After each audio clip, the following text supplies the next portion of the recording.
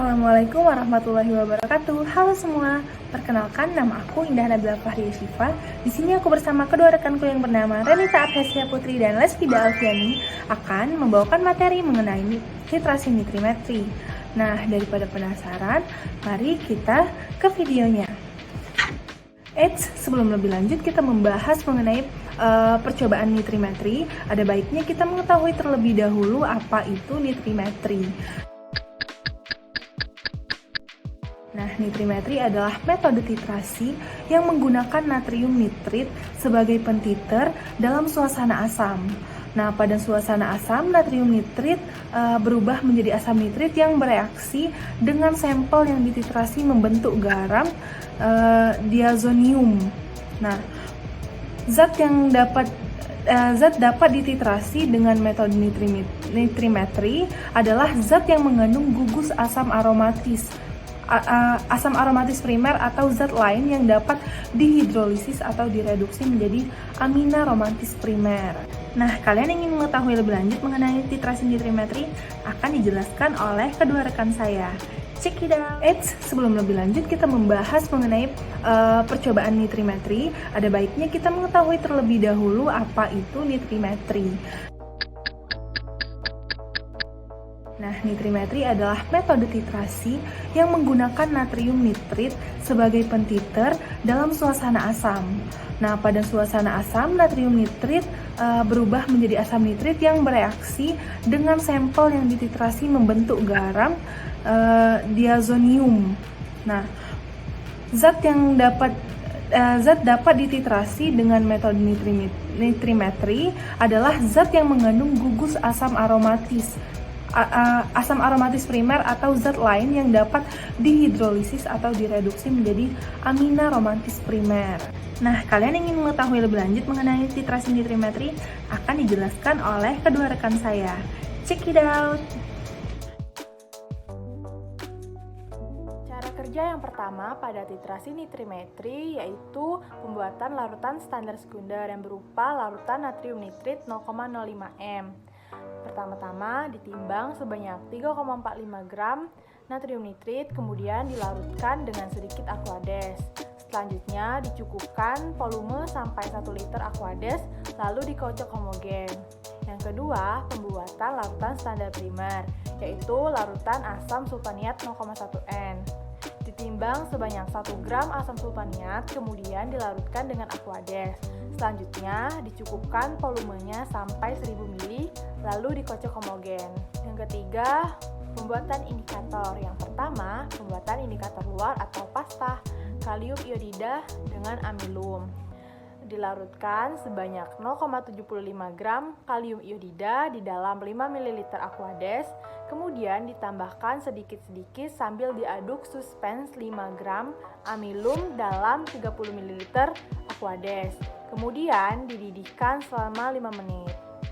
Nah, pembuatan indikator yang kedua yaitu indikator dalam berupa tiopelin 0,1% dan metil biru 0,1%. Setiap percobaan ditambahkan sebelum titrasi 5 tetes larutan tiopelin 0,1% dan 3 tetes metil biru 0,1%. Kemudian diamati perubahan warna yaitu dari merah, violet menjadi biru. Selanjutnya, pembakuan larutan natrium nitrit dengan cara 100 mg asam sulfaniat di dalam 5 ml asam klorida pekat dan 20 ml aquades, didinginkan sampai suhu kurang lebih 10 derajat Celcius, lalu dititrasi dengan natrium nitrit 0,05 m dengan indikator pasta kalium iodida dan amilum. Sampai bila sedikit larutan titrasi digoreskan pada pasta kalium iodida amilum segera menjadi biru. Setelah sebelumnya, larutan titrasi didiamkan selama 2 menit. Nah, yang terakhir yaitu penetapan kadar paracetamol dengan cara sebanyak 500 mg sampel paracetamol dilarutkan dalam 15 ml asam klorida pekat dan 30 ml aquades. Kemudian direpluk selama 60 menit. Setelah itu ditambahkan sebanyak 5 ml asam klorida pekat, lalu didinginkan pada suhu 10 derajat Celcius. Selanjutnya dititrasi dengan larutan natrium nitrit 0,05 m dikocok kuat dalam batu es. Selanjutnya, goreskan sedikit sampel pada indikator pasta kalium iodida dan amilum yang di atas porselen putih. Kemudian segera warnanya menjadi biru setelah sebelumnya didiamkan selama kurang lebih 2 menit. Praktikum ke-6 analisa farmasi kuantitatif kali ini melakukan sebuah percobaan yaitu titrasi nitrimetri. Sebelumnya sudah dibahas oleh rekan saya yaitu Indah Nabila, apa itu titrasi nitrimetri.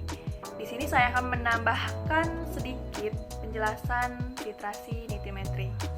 Titrasi nitrimetri atau yang sering kita kenal dengan titrasi diazotasi itu termasuk ke dalam titrasi secara tidak langsung.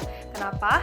Karena larutan sampelnya itu akan direaksikan terlebih dahulu dengan asam pekat agar sampel parasetamol sebagai amin aromatis sekunder terhidrolisis menjadi asam aromatis primer. Lalu digunakan juga larutan natrium nitrit sebagai larutan baku.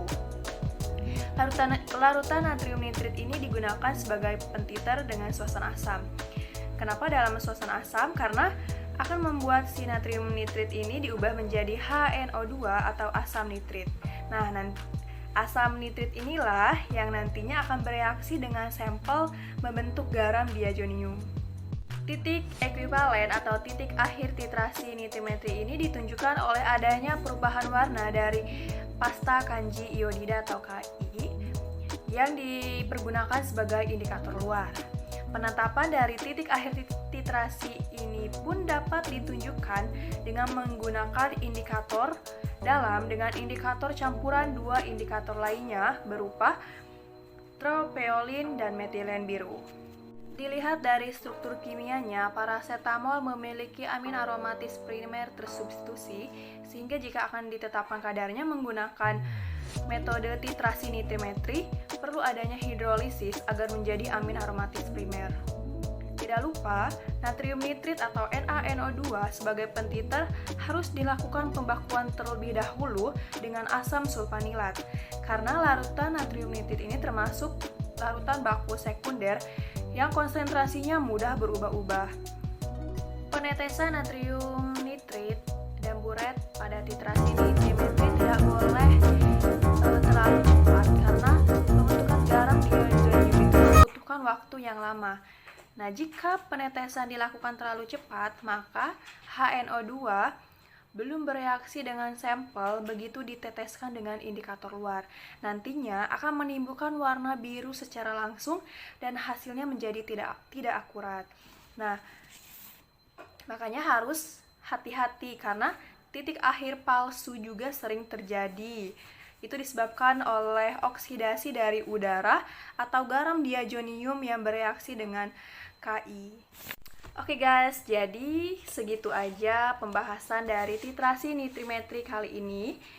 Kurang lebihnya kami mohon maaf. Sampai jumpa di praktikum selanjutnya. Bye-bye.